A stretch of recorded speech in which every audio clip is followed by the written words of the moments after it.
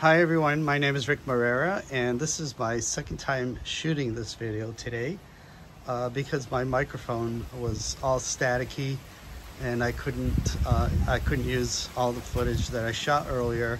So I'm doing this without a microphone and I apologize for that if the sound isn't very good quality. So let me just take you around the garden. I'm going to show you some Hoyas and orchids. And then towards the end, I'm going to show you a haul, a local plant haul.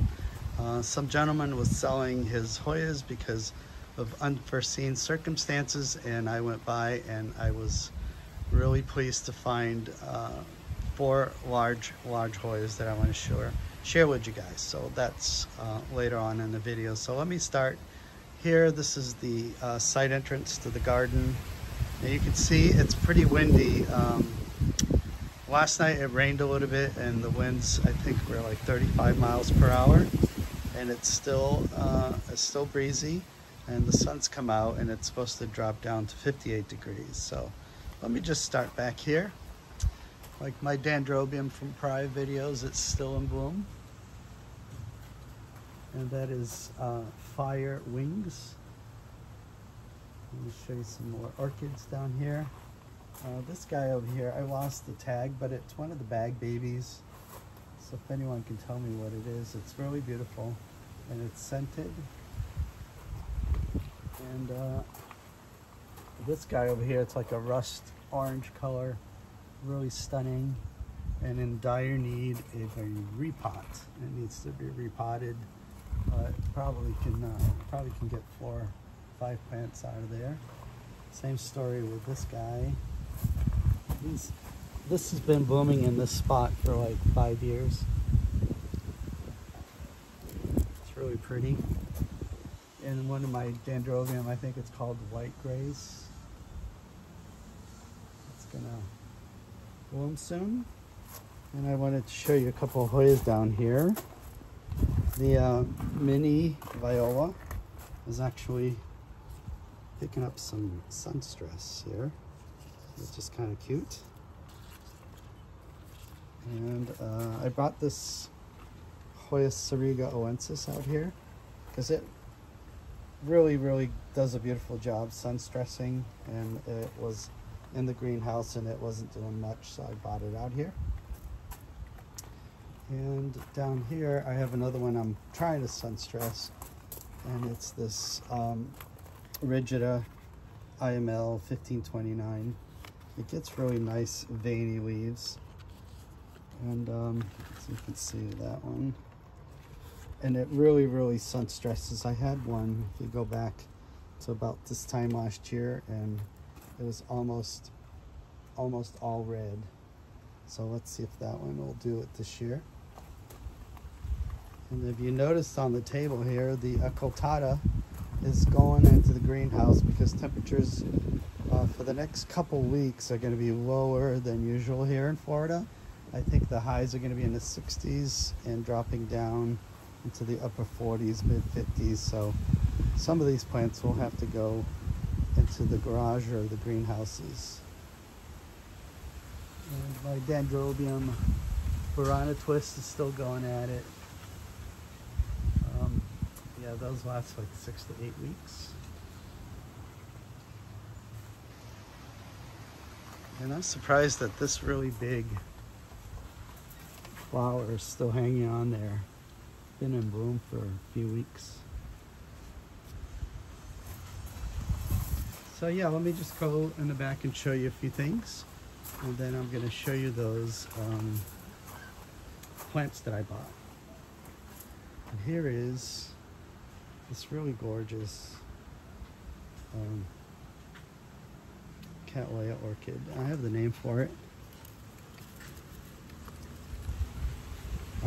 LC Liptoni, and again it has more buds and it really needs to be repotted. I have it in this hanging basket, but it's screaming to be repotted. So after it blooms, I might separate it and start a few more pots of it because it's definitely a keeper. Well, I want to show you the Hoya Colonel Meekins that I have over here. It's like out of reach for me, but it's doing pretty well on its own. I don't think I've watered it all summer long. I think it gets a little bit of rainwater whenever it rains, and it's really climbing up the tree, so it's really happy there. And let's go in the back.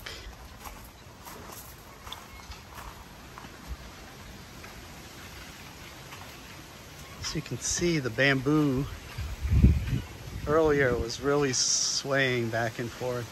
It's about 150 feet, but bamboo are tropical, so they're used to high winds and they don't usually break.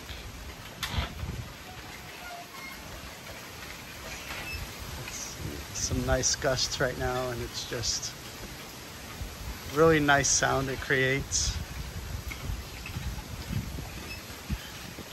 So yeah, not much going on. Like I said, some of these plants are going to be moved into the greenhouses. Let me just show you. I know it's only one flower on this bulbophyllum. I think it's Macrobulbum. I'm not sure if I'm saying it correctly, but the leaf is huge, and the flower is kind of stinky, and it has really big bulbs. I guess that's why they call it Macrobulbum. And I didn't expect any flowers, so kind of happy to see that. And the this is the Eldorado I got from Hawaii, from Carol Noel, and it came full of blooms. And you go back a few videos, you'll see it. It's doing okay. It hasn't put out any new flowers, so hopefully in the spring it'll do that. Okay, this is a reboomer for me. It's a Ryoko Volcano Queen, and I really like this one because I think these colors get a lot lighter, like copper tone when the flower gets older, and it has a really nice frilly lip. And the wind kind of blew it over and it lost one of its petals, but it's still beautiful and it's really fragrant. And this little mini here is called a Chief Berry CTT. She's really cute.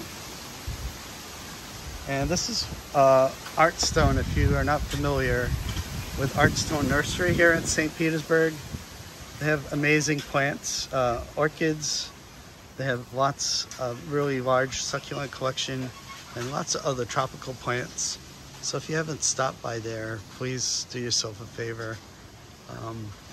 It's locally owned for, I think, the same owners for like over 30, 40 years.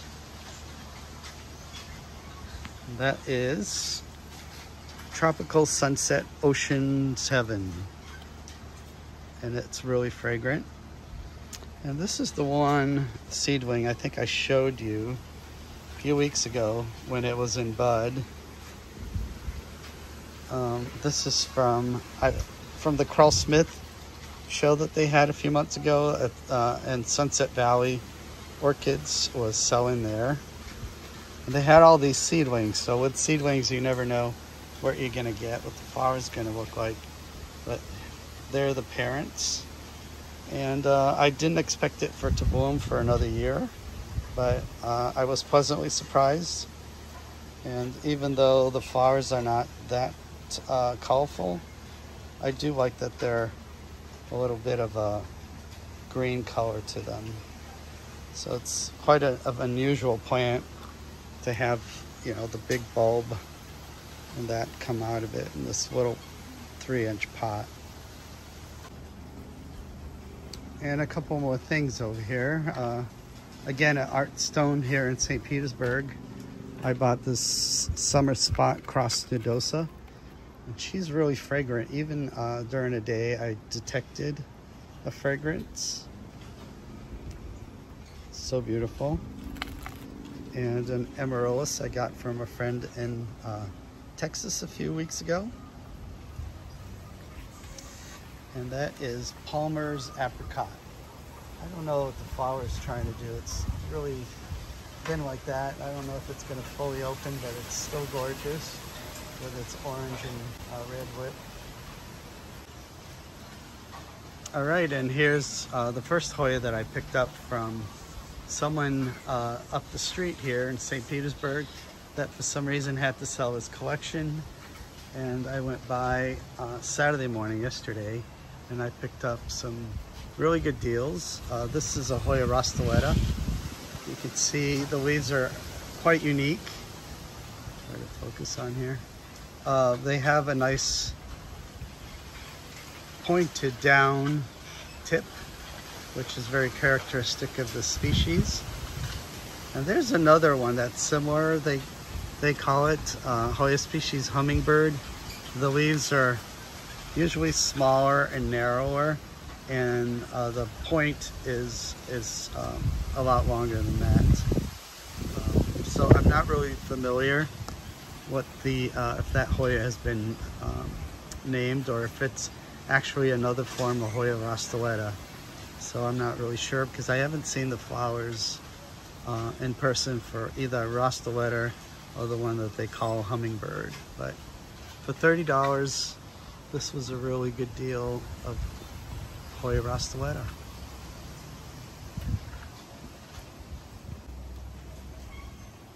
And here's another Hoya I picked up yesterday. It was had a label, it said no ID, but to me it looks like a Hoya Braviolata. And as you can see, it has some peduncles, and it should be blooming soon for a definite ID. Yeah, it was a really good deal, so I couldn't pass it up. I have a few different variants of this Hoya, but we will compare flowers when this one blooms. Hoya Braviolata. And another Hoya I picked up yesterday is this Hoya that you see a lot of times at the box stores, and they have it labeled Hoya Tsangyai, but it's not. They have it mislabeled. Sometimes you see it as Hoya DS70, but the actual name going around in the trade for this one is Hoya species Affinis Burtonae. It's a really easy Hoya to grow, and it gets really nice dark edges to the leaves. The leaves are a little bit fuzzy. And this specimen plant here, I think it cost me $40, and it's full of peduncles. It's really healthy, and yeah, I couldn't pass it up. So I got this guy, Hoya species Affinis Burtonae. And the last Hoya I got yesterday was this humongous Hoya Bella in a 10-inch pot. And the reason I got it is because I can never grow a Hoya Bella in Florida. It's probably too hot and too humid here to keep them happy. So when I saw this one, I wondered if it was a different variant of this green Hoya Bella. So I asked the gentleman, and he told me that he got it as a cutting from a seller in Australia. And it does look slightly different than some of the Hoya Bellas I've had. And this one does sun stress a little bit and has a little bit bigger leaves than I'm used to. So it's a really gorgeous plant, and it has about 25 peduncles that I've counted, and it should bloom for me soon, so I should be able to compare flower pictures with the other Hoya Bella variants and see if it's indeed a different type of Hoya Bella. So one that is more tolerant for me to grow it here in Florida under the heat and humidity of growing Hoyas outside. And that is going to be it for today. I hope you enjoyed this video. I hope you subscribe and come back every Sunday to watch what new Hoyas I have for you. So enjoy your Sunday, and I will see you next week. Bye-bye.